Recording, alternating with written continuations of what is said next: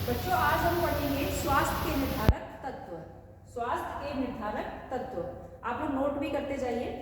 इसमें स्वास्थ्य के निर्धारक तत्व जो मुख्यतः होते हैं वो दो होते हैं। एक होता है वंशानुक्रम और दूसरा होता है वातावरण। तो पहला नोट करिए वंशानुक्रम और दूसरा लिखिए वातावरण। वंशानुक्रम के पहले हम पढ़ेंगे वंशानुक्रम। वंशानुक्रम के अंतर्गत जो वंशानुक्रम के मुख्य तत्व हैं वो होते हैं, जिसमें नंबर 1 होगा डीएनए। आप सभी ने सुना होगा DNA. DNA deoxyribose nucleic acid. Deoxyribose nucleic acid, ये इसका फुल फॉर्म होता है।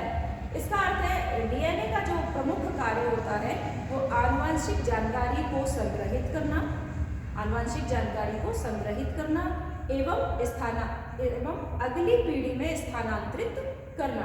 यानी डीएनए का जो मुख्य कार्य होता है वो आनुवंशिक जानकारी को संग्रहित करना और अगले पीढ़ी में, अगली जनरेशन में उसको स्थानांतरित करना, भेजना।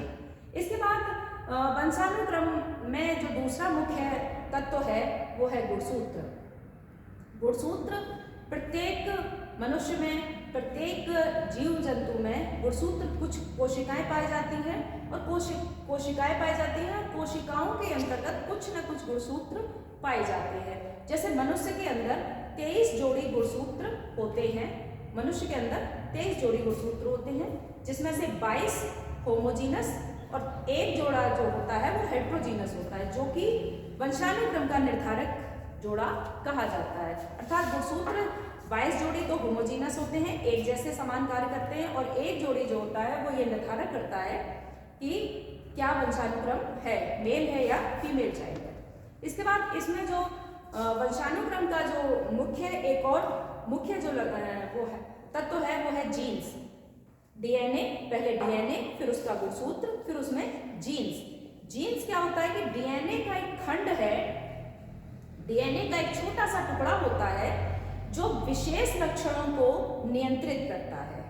डीएनए का एक छोटा सा खंड जो विशेष लक्षणों को नियंत्रित करता है उसे हम जीन्स कहते हैं। जैसे जीन्स क्या होते हैं, जैसे कि किसी की पहले आंखें नीली हैं तो अगली पीढ़ी में भी अगर बच्चे की आंखें नीली होती हैं तो वो क्या वो जीन्स के द्वारा ही विशेष लक्षण होता है। या किसी के माँ बाप गोरे हैं तो उसका बच्चा भी गोरा ही होगा, सफेद कलर का ही होगा। इसी में वंशानुक्रम को निर्धारित करने का एक मुख्य कारक ये भी है आनुवंशिक लक्षण। आनुवंशिक लक्षण जैसे कि नेक्स्ट पीढ़ी की या उसके पेरेंट्स की अगर लंबाई अच्छी है, ऊंचाई अच्छी है, तो वो उसका बालक या उसकी संतान भी, उसकी संतति भी, उसकी ऊंचाई अच्छी होगी। जैसे पेरेंट का त्वचा का रंग, तो पेरेंट के त्वचा का जो रंग होगा वो उनकी संतति का भी रंग हो सकता है या निश्चित है कि होगा ही।